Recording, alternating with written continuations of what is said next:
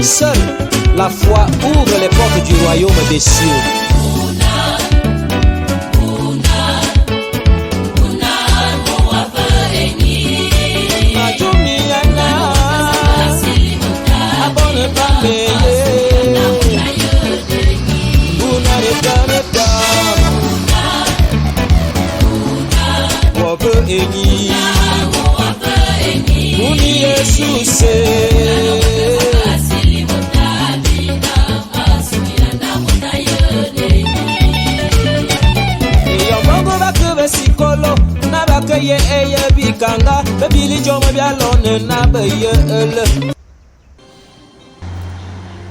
Alors, l'appel dans une paroisse est un processus qui consiste pour une communauté de s'associer à un pasteur de manière permanente dans le cadre de son fonctionnement et du ministère pastoral. Ceci répond d'une disposition constitutionnelle de l'Église presbytérienne camerounaise qui est un système d'appel, justement, qui voudrait que chaque communauté locale, une église, paroisse, ait son pasteur. Voilà, donc c'est une disposition constitutionnelle et la paroisse Tori, où je suis pasteur, a tout simplement suivi un processus qui est constitutionnel.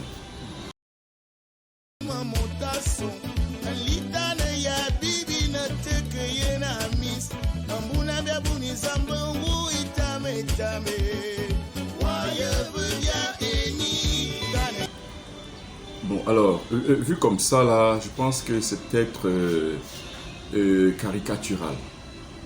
Parce que c'est pas l'affectation qui est synonyme d'annonce de la bonne nouvelle. L'annonce de la bonne nouvelle s'organise à partir d'une communauté locale. Alors, si je prends le cas de Tori, par exemple, il y a quelques semaines, nous avons installé une annexe à Edea, qui était un travail d'évangélisation et d'émission que nous avons organisé.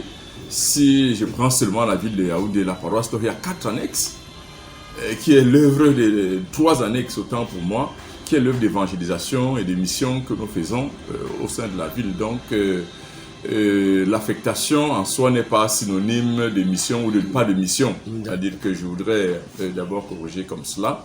Mais je pense que l'appel fait partie du système en lui-même. C'est-à-dire que l'appel n'est pas en dehors du système. Je crois que la question qui se pose, c'est par rapport aux usages. Nous n'en sommes peut-être pas habitués et que le peuple de Dieu n'est peut-être pas instruit sur la question. Donc du coup, lorsqu'il y a un appel quelque part, ça suscite quand même un certain nombre de questionnements dans un environnement où on est habitué plutôt à la mutation des pasteurs. Maintenant, quant à la liberté, dans le processus d'appel, il y a ce qu'on appelle un consentement. Il y a le consentement d'abord du pasteur, parce que le pasteur ne s'impose pas, il ne se choisit pas. Il est choisi par la communauté, et lorsque la communauté porte son dévolu sur ce pasteur, son consentement est requis dans le processus. Et de même, lorsqu'on revient dans la communauté elle-même, il y a tout un processus pour le choix du pasteur, et la communauté elle s'accorde sur le pasteur à désigner à travers tout un processus qui doit aboutir à un culte d'appel sous les auspices de la juridiction qu'on appelle le consistoire, qui est arbitre entre le pasteur et la communauté.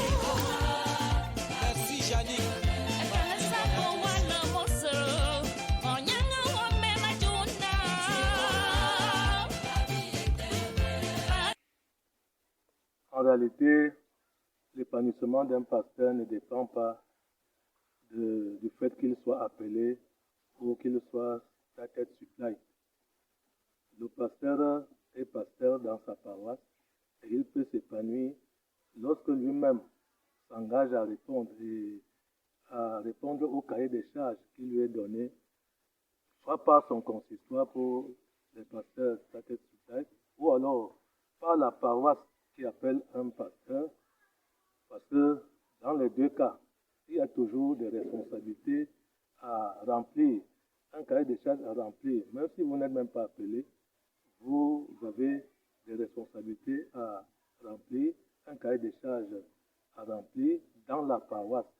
Et ceci peut vous amener, lorsque vous remplissez bien ce cahier de charges, vous pouvez être épanoui sans être même un pasteur appelé. De même, le pasteur appelé a également, n'est-ce pas, parce qu'il y a un contrat avec la paroisse, a également ses charges, ses devoirs. Et s'il les remplit bien, il peut s'épanouir. Donc, d'un cas ou de l'autre, cas, l'épanouissement d'un pasteur dépend de lui-même.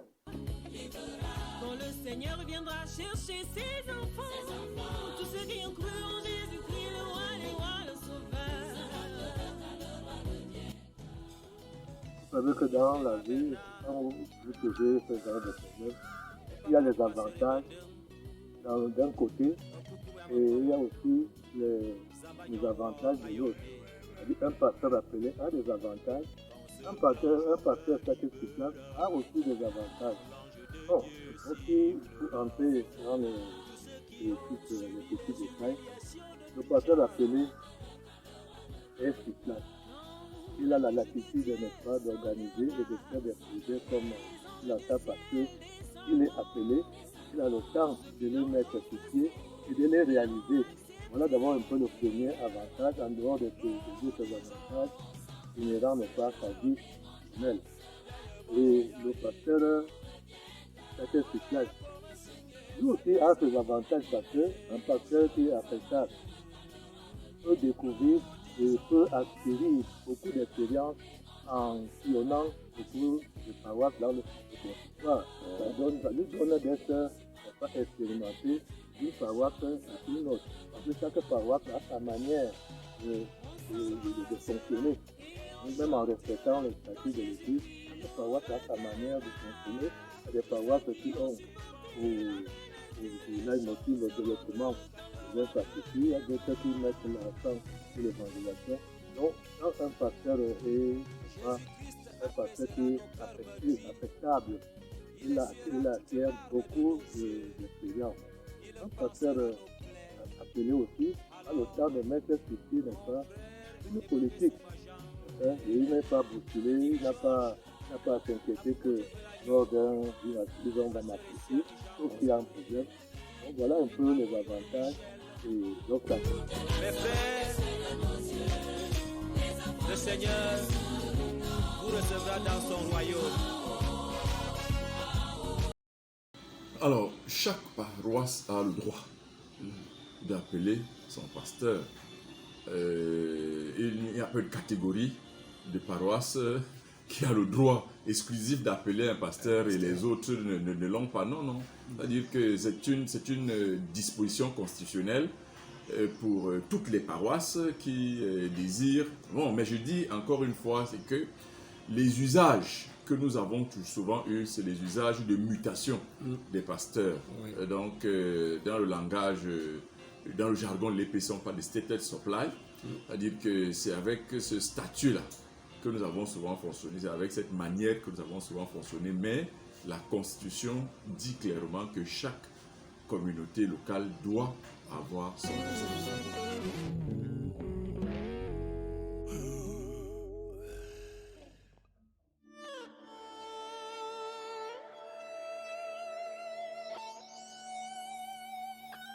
Alors, dans le régime d'appel, justement, quand une communauté a un pasteur appelé, elle peut avoir un ou plusieurs assistants. Ouais. L'assistant, comme son nom l'indique, est celui qui vient suppléer, qui vient donner un coup de main au pasteur appelé. Et dans ce cadre particulièrement, c'est ce pasteur appelé avec la session qui définisse son cahier de charges, qui définisse quelles sont les différentes tâches qu'il doit pouvoir accomplir au sein de la communauté. C'est-à-dire que le pasteur assistant vient pour vraiment donner un coup de pouce dans certains aspects de la vie de la communauté.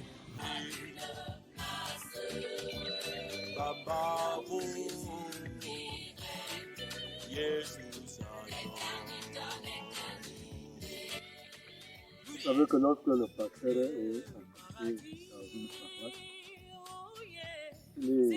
celui qui supervise, celui qui oriente la paroisse, tous les niveaux, spirituellement, dans le développement des infrastructures, dans la manière même de vie, celui qui est dans le moteur. Et nous sommes souvent là, nous sommes souvent même évalués en dehors de la juridiction, nous sommes même évalués par les fidèles, nous sommes souvent évalués par les questions, nous sommes souvent évalués par le peuple de Dieu. Alors, quand un pasteur arrive dans une paroisse, il met sur pied, n'est-ce pas, les projets intéressent la paroisse, et cela suscite une volonté commune dans la paroisse pour dire que si nous voulons maintenir ce cap, il faut qu'on ait ce pasteur sur place. Voilà d'abord la première motivation, c'est-à-dire la manière de diriger la paroisse et l'harmonie que vous instaurez entre vous et le peuple de Dieu dans la paroisse. Et cela suscite la volonté d'appel. La volonté d'appel. Et dès qu'il y a une volonté d'appel, il y a le consistoire qui joue le rôle du régulateur, le consistoire qui est le chef et de la paroisse et même du pasteur. Celui qui est le chef, n'est-ce pas, qui est là pour habiter et même pour conduire souvent donc c'est la manière dont le pasteur se comporte dans la paroisse et puis attire le peuple de Dieu. Et cette paroisse amène souvent et tout ce qui se lance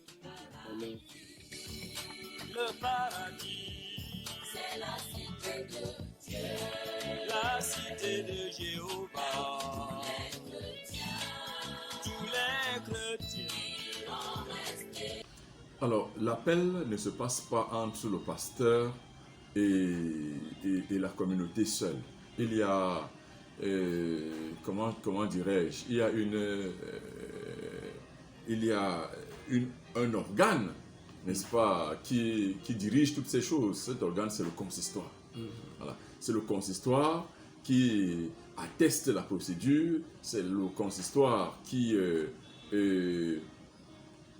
valide l'appel d'un pasteur dans une communauté, et c'est également la juridiction de recours, que ce soit le pasteur ou la communauté, lorsque une situation de crise arrive dans ce contrat, disons-le comme ça. Le consistoire est l'organe que la paroisse ou le pasteur peut saisir pour la situation, pour la suite de la procédure. Donc, ce n'est pas une situation ad vitam aeternam qui a été scellée dans du plomb. Non, des choses sont sous les auspices du consistoire.